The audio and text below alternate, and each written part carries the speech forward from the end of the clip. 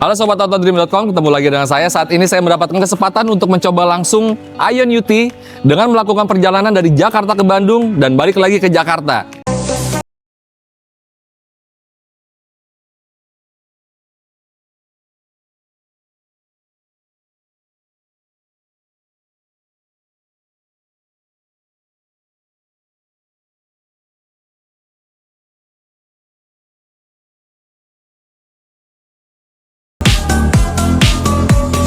Ion UT adalah mobil ketiga GAC Indonesia setelah Ion Y Plus dan Ion V.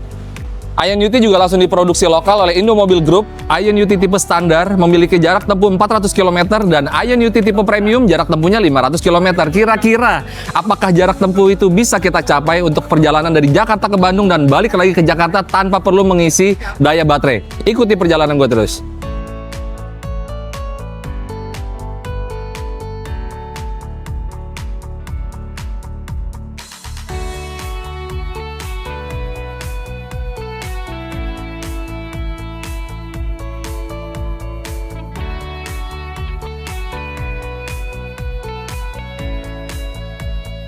Oke guys, nah gue sekarang sudah memasuki di kilometer 98,6 km perjalanan gue dari Jakarta menuju Bandung. Ini sekarang gue masih nyampe Cipularang, tepatnya di KM 87. Nah ini pengetesan kali ini kita di dalam mobil tuh berisikan 4 penumpang ya, termasuk gue sendiri supir.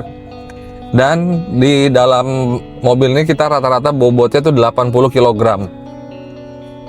Ternyata mobil Ion UT ini meskipun terlihat kompak dari depan, secara data di atas kertas dia panjangnya itu cuma sekitar 4,2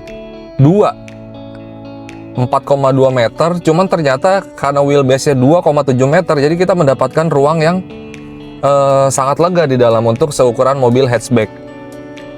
Nah untuk impresi berkendaranya, ya lagi-lagi ya, namanya mobil listrik, dia nggak punya ciri khas. Jadi semua mobil listrik tuh kalau menurut gue tuh rasanya semuanya sama, responsifnya. Cuman untuk ukuran tenaga, ini cukup liar juga nih si Ion UT. Dia tenaganya cukup besar nih, dari putaran bawah sampai atasnya. Walaupun gue menggunakan mode comfort, jadi dia ada 3 driving mode, comfort, sport, dan power save. Nah ketika menggunakan mode power save, dia otomatis regeneratif brakingnya itu lebih kencang lagi. Jadi ketika kita melepas pedal gas, dia melakukan pengeremannya lebih keras dibandingkan mode comfort. Nah untuk mode comfort aja juga kita merasakan akselerasinya tuh sangat responsif banget. Terus tentunya juga secara handling fun to drive, mobil mengikuti kemauan pengemudi. Secara dimensi juga wajar ya, dengan dimensi dia, otomatis mobil ini memberikan berkendara yang menyenangkan lah. Handlingnya baik banget, begitupun body rollnya nggak terasa.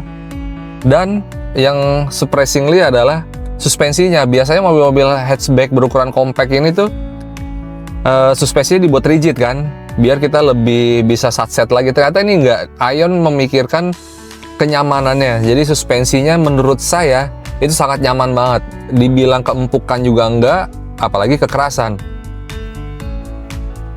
Nah selama pengujian saya dari Jakarta ke, ini sekarang saya baru sampai rest area Cipularang dengan jarak tempuh sudah 100 km ya.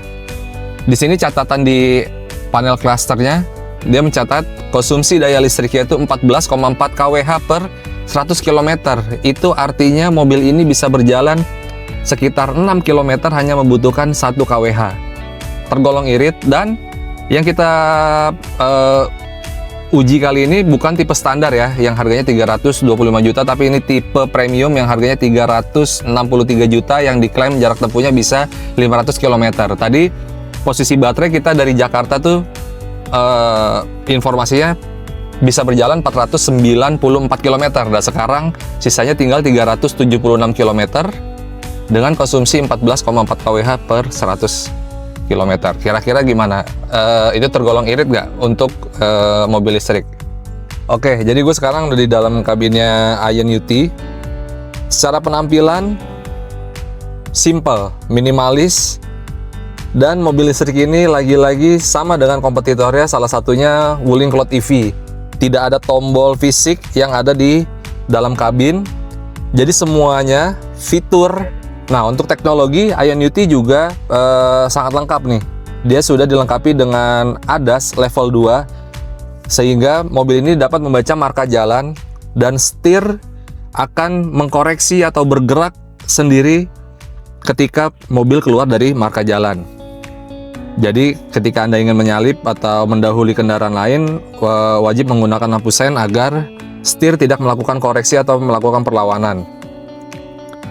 Dan untuk semua sistem hiburan, informasi yang ada di dalam mobil ini, semua bisa diakses melalui voice command yang dimulai dengan kata "Hello baby". What can I do for you? Open your windows. Okay, opening the driver's Nah, window. itu salah satu fungsinya. Dia juga memiliki banyak fungsi, salah satunya untuk membuka panoramic roof.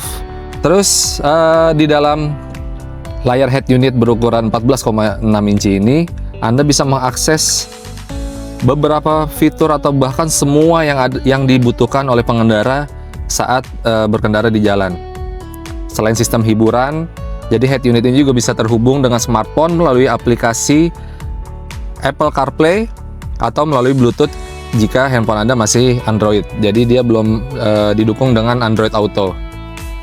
Nah, di sini ada beberapa shortcut untuk memudahkan Anda menyesuaikan kebutuhan saat berkendara. Salah satunya misalnya untuk mengatur spion, ada pilihannya Smart Cabin.